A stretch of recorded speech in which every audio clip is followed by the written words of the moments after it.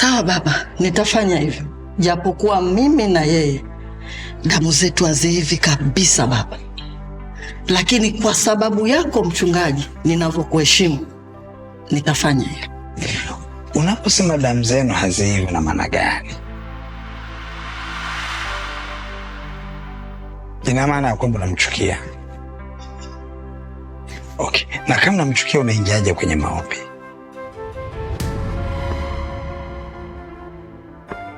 Unawezaje kuingia kwenye maombi na wakati unamchukia mtu? Na hili ni tatizo la watu wengi, wanaingia kwenye maombi huku wamewabeba watu wanaowachukia. Ni dhahiri hayo maombi yanakuwa hayana ubora. Biblia inasema kazi yetu sisi ni kusamehe. Haijalishi umefanyiwa jambo la namna gani, hakikisha unasamehe. Mchungaji, mimi nilikwisha msamehe huyo mtu toka siku nyingi. Sema ndio hivyo, hatu hivi. Kwa nini unasema hamuivi? Maana hakutokuiva ni nini? Unaposema mtu hamuivi na maana gani? Ni maana kwamba hampendani. Ina maana kwamba huyu mtu wewe umemchukia. Okay, iko hivi. Unapokosana na mtu, sharti lake usamehe. Na sio kusamehe tu, patana naye. Yamkini hutaki kuambatana naye. Kuambatana naye baada ya sio lazima, lakini lazima upatane naye. Ndio maana Biblia inasema kwenye kitabu cha Marko, kusomea kitabu cha Marko sura ya 11.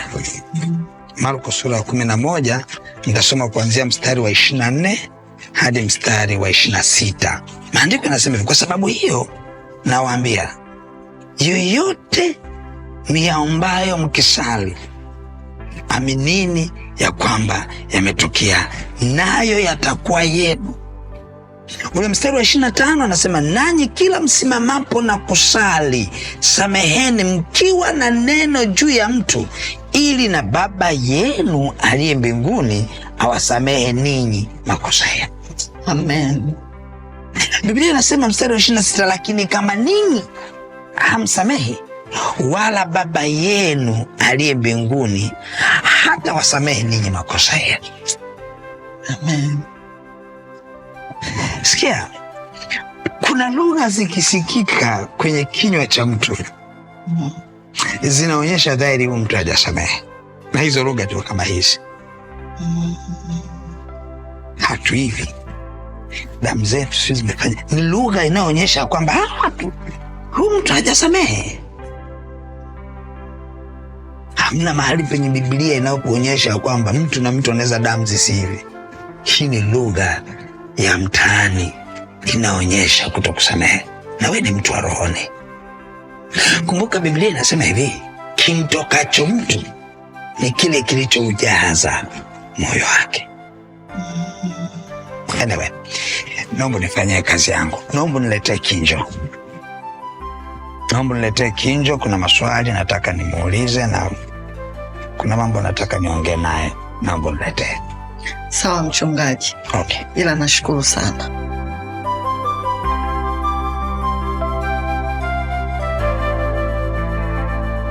Baba, nimekuja kumshukuru Mungu kwa uponyaji wa ndani alioachilia ndani yangu. Kwani kwa sasa nina amani kubwa sana. Kwani simwazi kabisa Kelvin. Nadhani alipokuja kanisani na ile hali ya kutokuonana mara kwa mara imefanya mimi niwe salama. Safi sana. Safi sana. Umenifurahisha. Huu ni ushuhuda mkubwa sana. Na nataka kitu kimoja. Hakikisha mbele za Mungu na mbele za wanadamu wote wanajua kwamba wewe ni mtu wa rohoni. Unanielewa? Nitafanya hivyo baba. Kwani hata sasa ni Mungu amenishindia. Kama Biblia inavyosema katika Zaburi ya 54 mstari wa 4, tazama Mungu ndiye ananisaidia. Bwana ndiye anategemeza nafsi. Amen. Amen. Ila baba, nasikitika sana kuona Monica haonekani. Amepotea tena pamoja na Kelvin. Kwa matendo aliyotenda Kelvin, ni dhahiri kabisa ya kwamba yule alikuwepo kanisani, lakini alikuwa sio mwamini. Na hii nilishawafundisha, msiwapaparikie wageni wanaokuja. Lazima muangalie kwanza, ujue misimamo yake ya kiroho ikoje, uone je ni mwamini ama sio mwamini. Kumbuka sio kila anayekuja kanisani ni mwamini. Angalia, amekuja Kelvin hapa siku chache tu, ona alivyowachanganya. Amewavuruga wote, na kwa bahati mbaya Monica ameamua kuambatana naye. Atapata pigo kubwa sana, nakwambia. Sio kwamba namtabiria, lakini Biblia inaongea. Subiria kwanza, nilikuwa niashike tu hapa. Nitakusomea kidogo, sawa? Okay, Wakorintho wa pili ile sura ya 6, nitaanza kusoma mstari wa 14. Maandiko yanasema hivi: msifungiwe nira pamoja na wasioamini kwa jinsi isiyo sawasawa. Nira vizuri. Kwa maana pana urafiki gani kati ya haki na uasi? Tena pana shirika gani kati ya nuru na giza? Tena pana ulinganifu gani kati ya Kristo na Beliali? Au yeye aaminie ana sehemu gani pamoja na yeye asiyeamini? Tena pana mapatano gani kati ya hekalu la Mungu na sanamu? Kwa maana sisi tu hekalu la Mungu aliye hai, kama Mungu alivyosema ya kwamba nitakaa ndani yao na kati yao nitatembea. Mimi nitakuwa Mungu wao, nao watakuwa watu wangu. Kwa hiyo tokeni kati yao. Tokeni wapi? Kati yao. Tokeni kati yao, mkatengwe nao, asema Bwana. Msiguse kitu kilicho kichafu, nami nitawakaribisha. Nitakuwa baba kwenu, nanyi mtakuwa kwangu wanangu wa kiume na wa kike, asema Bwana. Ni dhahiri kabisa kwamba Monica hawezi kuwa salama. Namwomba Mungu tuamsaidie. Nimeanza maisha mapya, ila ni magumu sana. Sijui kama nitafika. Wewe ulikoni wakesho? Natakiwa kwenda kuonana na Rozi, ila natakiwa nikawe mtakatifu hadi mwisho. Yaani ikiwezekana nikae siku 5 bila kunywa kabisa, ili akili yangu irudi katika uhai wake, ndiyo nionane naye. La sivyo karibu kujitesa huko. Unaacha maisha ya uhuru, unaenda kwenye maisha ya kifungo kisicho na sababu. Hayo ni mateso ya kujitakia, ujue. Nitapambana hivyo hivyo, lakini siko tayari kumpoteza Rozi. Wewe ujui tu. Wewe unajua, nenda kapambane. Sisi tunakutakia kila laheri. Kinjo, sikujua kama wewe bonge alimbukeni wa mapenzi kiasi hicho. Hatari sana hii. Hakuna njia mbadala ya kuweza kufika mbinguni na kuurithi ufalme wa Mungu na Yesu milele, isipokuwa kwa njia ya kumpa Yesu maisha. Ndio maana Biblia inasema yeye ndio njia, kweli na uzima. Mtu hataweza kwenda kwa Baba ila kwa njia ya Kristo. Kwa hiyo sio kazi kubwa kumpa Yesu maisha, ni kufanya tu uamuzi. Pale neema ya wokovu inapokuja, kazi yako ni kusema ndio, kwa sababu Biblia inasema tunaokolewa kwa neema. Kwa unaposikia neno linaloenda kugusa moyo wako na kukupa uamuzi wa kumkiri Yesu, ukisema ndio, tayari. Ila kuishi maisha matakatifu inakupasa kujikana mwenyewe na kubeba msalaba, kwa sababu hapo zinahitaji pia juhudi binafsi, kwani tumebeba miili ya uharibifu iliyojaa tamaa. Kwa hiyo lazima tuishinde hiyo miili ili tuweze kuishi maisha matakatifu. Biblia inasema katika kitabu cha Mathayo 7:13 hadi 14. Biblia inasema hivi: ingieni kwa kupitia mlango ulio mwembamba, maana mlango ni mpana na njia ni pana iendayo upotevuni, nao ni wengi waingiao kwa mlango huo. Bali mlango ni mwembamba na njia imesonga iendayo uzimani, nao waionao ni wachache. Wengi huwa wanasema maisha yetu sisi bado, wacha tuifurahie dunia na kupenda anasa za dunia hii. Hiyo ndio ile njia pana ambayo kila atakayeiendea ataishia kwenye upotevu.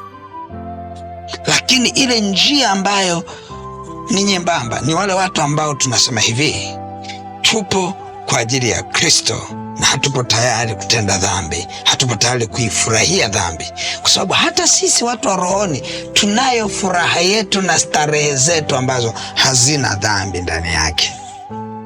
Nikila chakula kizuri, na dhambi gani? Nikienda mahali pazuri kabisa, beach penye upepo mzuri, na dhambi gani? Nikiamua kwenda vacation sehemu fulani, nchi fulani, kuna dhambi gani? Yote hayo ni mambo mazuri sana na hayana dhambi.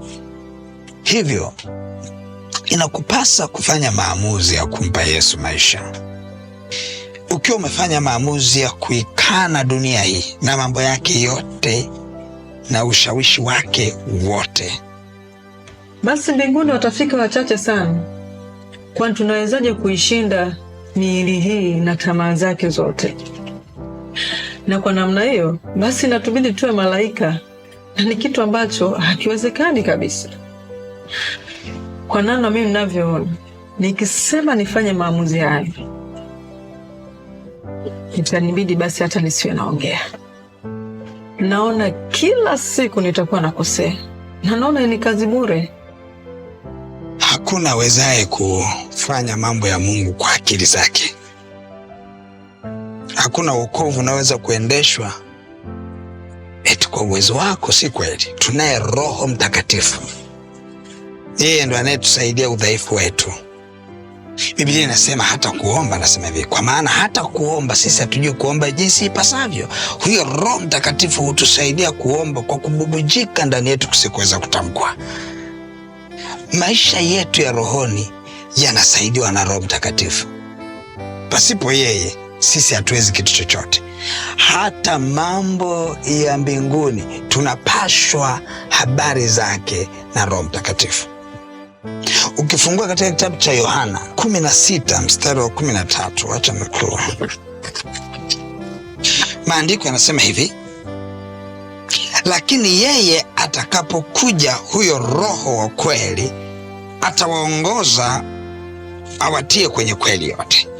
Kwa maana hata nena kwa shauri lake mwenyewe, lakini yote atakayoyasikia atayanena, na mambo yajayo atawapasha habari yake. Tunayajua mambo ya sasa, tunayajua na mambo ya baadaye kwa msaada wa Roho Mtakatifu. Tunayaweza mambo yote katika yeye atutie nguvu, huyo Roho Mtakatifu. Kwa hiyo hata ukifanya uamuzi wa kumpokea Kristo leo, mambo yote utasaidiwa na Roho Mtakatifu. Yeye ndo atakaye kupeleka uishi maisha matakatifu. Si umeshawahi sikia sisi watumishi wa Mungu watu tunasema Roho Mtakatifu asema hivi? Ile ndio uthibitisho na udhihirisho wa maandiko haya. kwamba sisi tunaposema Roho Mtakatifu anasema, sio kwamba tuna akili zetu binafsi, tunamshuhudia yule anayesema na sisi ndani yetu, tunasema yale tunaoshuhudiwa. Hivyo usiogope labda ukadhani utaenenda kwa akili yako, utaenenda kwa msaada wa Roho Mtakatifu katika njia ya ukamilifu na kumcha Mungu.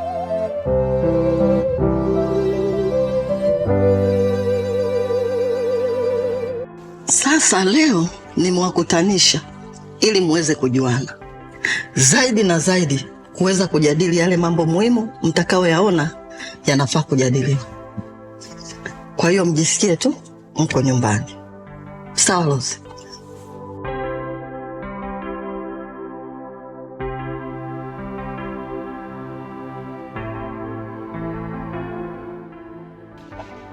Tumsifu Yesu Kristo.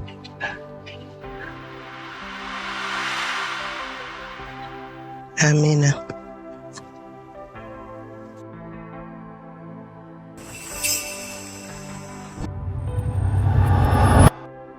Huyu mbona kama anaungaunga? Hata salamu yenyewe ni kama amejifunza kama dakika 10 zilizopita. Huyu mtulivu sana, ananifaa sana, hana papara, hata moyo wake unaonekana umenyooka sana. Nikimpata huyu sinywi pombe tena. Sijui bado mlevi au ameacha, ila ni mzuri, si mzungu huyu jamani. Uwi, mi Rose naolewa na mzungu.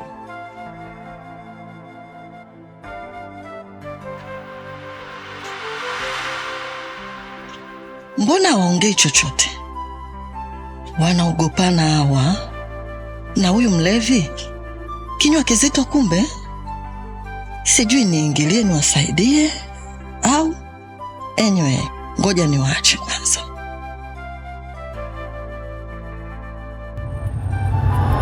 Ngoja niwachangamshe kidogo hawa, la sivyo watapotezea na muda.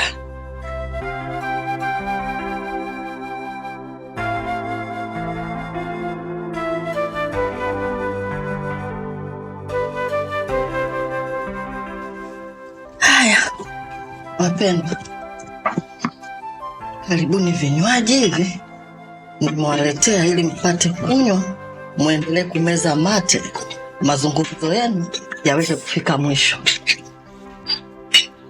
Kwa hiyo karibuni sana. Asante sana.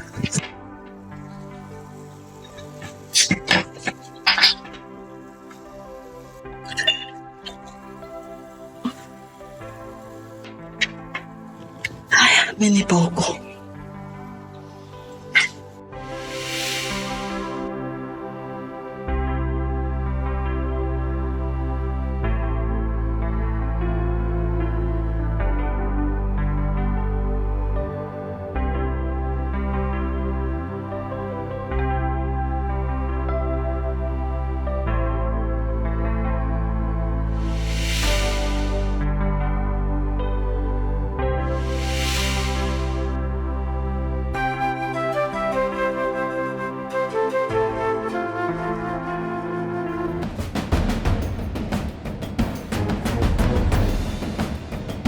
Ni matumaini yangu ya kwamba umefurahia na umebarikiwa na tamthilia hii na episode hii uliyoiangalia.